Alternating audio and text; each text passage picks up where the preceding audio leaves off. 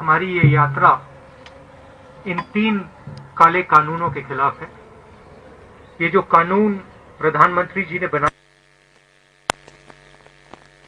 Existing structure है, food security का existing structure है, उसको खत्म करने का, नष्ट करने का तरीका है। जैसे पहले भाई और बहनों नरेंद्र मोदी जी ने नोटबंदी की, उसके बाद जीएसटी की, और कोरोना के समय उन्होंने किसानों को, मजदूरों को, छोटे बिजनेसेस की कोई मदद नहीं की, उसी प्रकार ये भी किसानों पर आक्रमण है और इस आक्रमण को हम रोकेंगे। इन कानून के खिलाफ हम लड़ेंगे। पंजाब को इससे सबसे ज्यादा इफेक्ट होता है, हरियाणा और पंजाब। और अगर एमएसपी जाएगी, अगर ये एग्जिस्टिंग जो स्ट्रक्चर है अगर ये टूटेगा, तो पंजाब को भविष्य में रास्ता नहीं मिलेगा। तो हम एक प्रकार से पंजाब की, हरियाणा की, उत्तर प्रदेश की, राजस्थान के किसानों की और इसके लोगों की रक्षा कर रहे हैं। अब आप सवाल पूछिए। If you raise hands, I'll go one by one.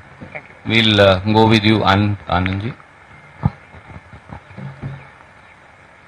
Just wait for the mic. You raise hands, I'll note down, and then we'll do it in an orderly fashion. Rahul ji, you are on the खेती बचाओ mission, but before this आप Beti Bachao mission में थे, हाथरस जा रहे थे। हमारे सामने हमने देखा था पुलिस ने कैसे आपको धक्का दिया। उसके बाद प्रियंका जी के साथ हाथापाई हुई। करीब 500 कांग्रेस वर्कर्स के खिलाफ एफआईआर हो गई है, जर्नलिस्ट पे भी एफआईआर हो रही है। योगी सरकार के इस रवैये पर क्या कहेंगे सर? पूरे देश को धकेला जा रहा है, मारा जा रहा है, पीटा जा रहा है। मुझे थोड़ा सा धक्का लग गया तो क्या बड़ी बात है, कोई फर्क नहीं पड़ता। It's not big deal. हमारा काम है देश की जनता की रक्षा करना, देश के किसानों के साथ खड़ा होना हमारा काम है। ऐसी सरकार है, अगर हम खड़े होंगे धक्का लगेगा, लाठी लगेगी, ठीक, खा लेंगे लाठी, धक्का खा लेंगे, क्या है।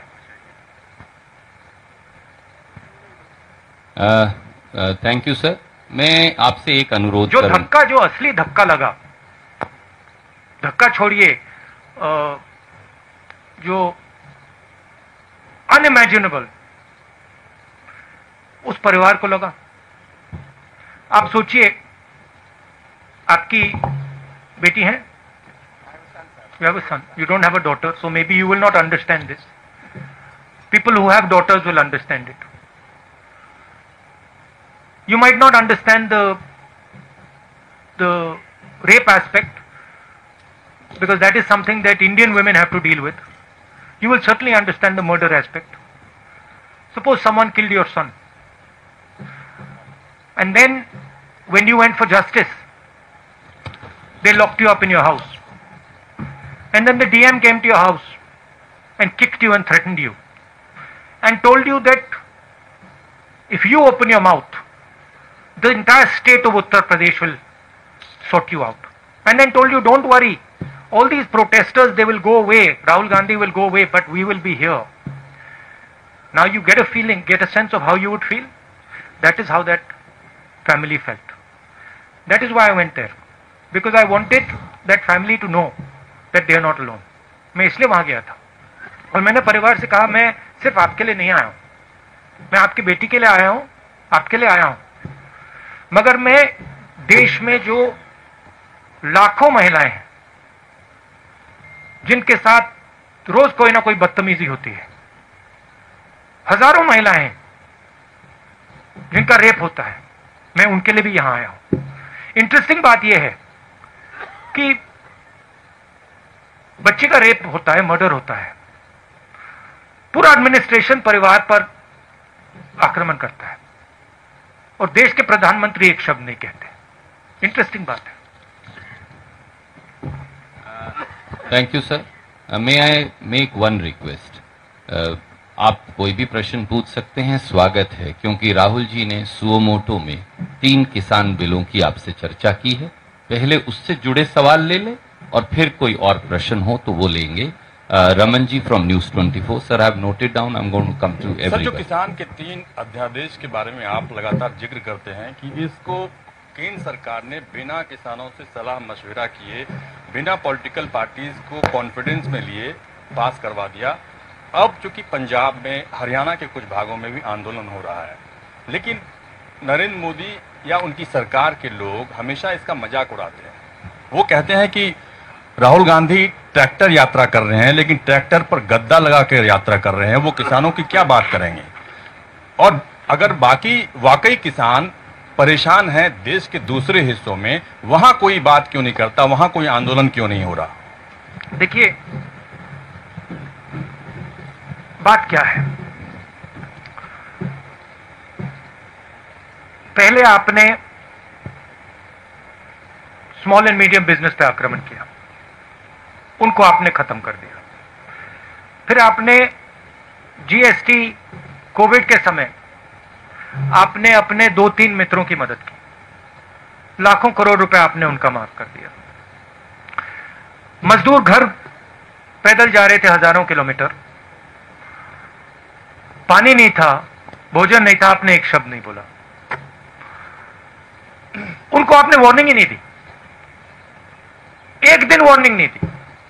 कमरे में बैठे आपने कहा लॉकडाउन होगा, लॉकडाउन कर दिया, मर गए वो। 100-200 लोग वैसे ही मर गए। आपने जो देश की रीढ़ की हड्डी है, जो इस देश को रोजगार देती है, स्मॉल एंड मीडियम बिजनेसेस को खत्म कर दिया है ये देश। और आप देखना, मैंने फरवरी में कोरोना की बात की थी, उन्होंने कहा राहुल गांधी मजाक कर रहा है। अब देखिए, समझ किसको है किसको नहीं है। एक व्यक्ति आपको कह रहा है, फरवरी में कह रहा है कि कोरोना से हिंदुस्तान की इकोनॉमी, हिंदुस्तान के लोगों पर बहुत जबरदस्त चोट लगने वाली है, और दूसरा व्यक्ति कह रहा है 22 दिन में ये लड़ाई जीती जाएगी।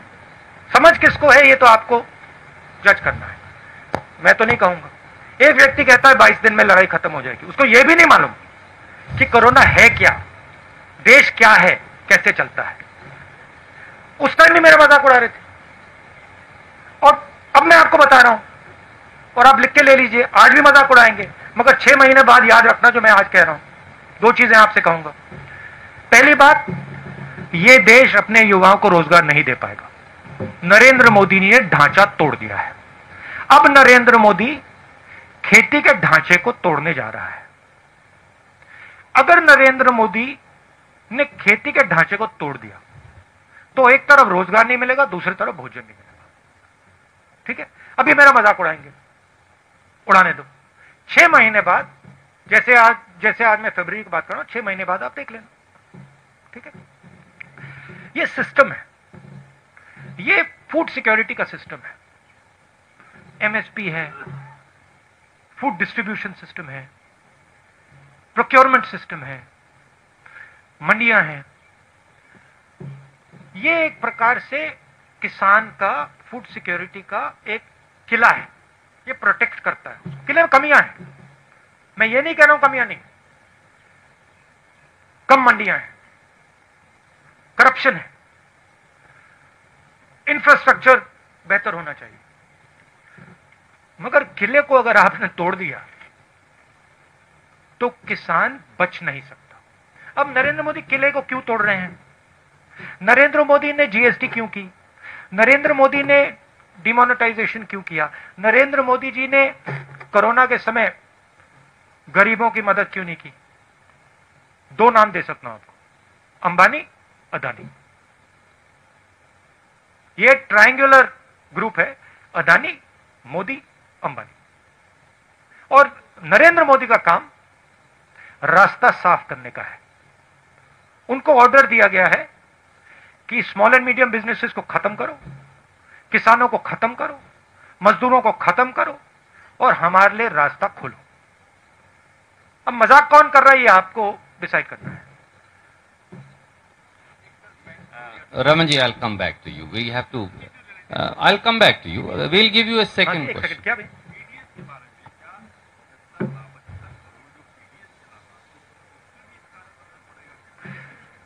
ये फूड सिक्योरिटी सिस्टम पर असर पड़ेगा। जब आप अनाज खरीदते हो मार्केट में, आप खरीदते हो, जो आपको प्राइस मिलती है वो प्राइस आपको इसलिए मिलती है क्योंकि ये स्ट्रक्चर है। जब गरीब व्यक्ति को राशन दिया जाता है वो राशन इसलिए दिया जाता है क्योंकि ये स्ट्रक्चर है। अगर आप स्ट्रक्चर को ही तोड़ देंगे तो आने वाले समय में आपसे भी ज्यादा पैसा लिया जाएगा। सिर्फ देखिए, लोगों ने कहा हाँ ठीक है,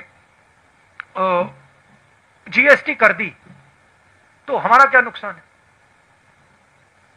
स्मॉल मीडियम बिजनेसेस को नुकसान होगा, मगर जो कंज्यूमर है उसको क्या नुकसान होगा। बट नुकसान होगा क्योंकि जब वो कोलैप्स करेगा आप कोलैप्स करोगे। तो हिंदुस्तान में सब चीजें कनेक्टेड है, और अगर आप एक चीज को छूओगे तो दूसरी चीज पे इफेक्ट पड़ेगा। मैं दूसरा उदाहरण देता हूं। नरेंद्र मोदी जी ने कहा हिंदुस्तान की जमीन किसी ने नहीं ली, सुना होगा आपने।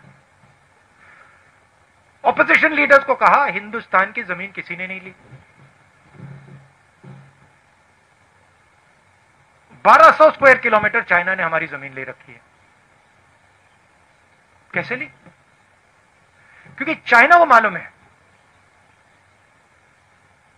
कि यह व्यक्ति जो ऊपर बैठा है यह सिर्फ अपनी इमेज की रक्षा करता है। यह अपनी इमेज बचाने के लिए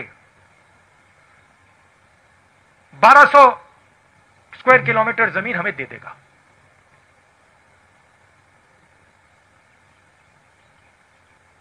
आप सिर हिला रहे हो, पूरा देश जानता है। आर्मी के किसी भी सिपाही से, जनरल से पूछ लो, आपको बता देगा कि नरेंद्र मोदी ने अपनी इमेज बचाने के लिए देश को झूठ बोला। भारत माता की बात करते हैं, भारत माता के 1200 स्क्वायर किलोमीटर नरेंद्र मोदी ने चाइना को दे दिए अपनी इमेज बचाने के लिए। रियलिटी है, मानो ना मानो। इसके बारे में नरेंद्र मोदी क्या बोलते हैं? आप कभी बुलाइए उनको प्रेस कॉन्फ्रेंस में, ऐसे खुल के बुलाइए, बात कीजिए उनसे। वो आपसे इतना डरते क्यों है? Thank you. I come to you भाई साहब। Can we have Ramandeep from Punjab Kesari Jagbani? I come back. मैं बताता हूं वो क्यों डरते हैं आपसे। मैंने बात सोची, रीजन एक ही है। चाइना से भी वो इस कारण डरते हैं और आपसे भी इस कारण डरते हैं। वो सोचते हैं चाइना हमारी इमेज खराब कर देगा, वो सोचते हैं ये जर्नलिस्ट हमारी इमेज खराब कर देंगे। नरेंद्र मोदी जी को सिर्फ अपनी इमेज में इंटरेस्ट है। टनल में जाएंगे, अकेले जाएंगे, वेविंग हो जाएगी, मीडिया पे पूरी मोनोपोली है। सोचते हैं कि भैया मीडिया दिखाएगा मुझे टनल में। तो उनको सिर्फ अपनी इमेज से ऑब्सेशन है। जो भारत में हो रहा है उससे कुछ लेना देना नहीं। मेरी फीलिंग है कि शायद नरेंद्र मोदी ये जो 3 कानून है इनको समझते ही नहीं, मेरी असेसमेंट है। राहुल जी, आप लगातार कह रहे हैं कि जीएसटी, लॉकडाउन और नोटबंदी ये गवर्नमेंट का फेलियर है, but on the opposite side BJP का कहना है कि ये हमारी अचीवमेंट है। वो दूसरी बार जीतने का भी हवाला देते हैं कि इसके बावजूद हमने इलेक्शन जीती। तो ये नजरिया अलग अलग क्यों है? और आपके अच्छा बताइए, जो चाइना को 1200 किलोमीटर दिया है ये भी इनका अचीवमेंट है क्या?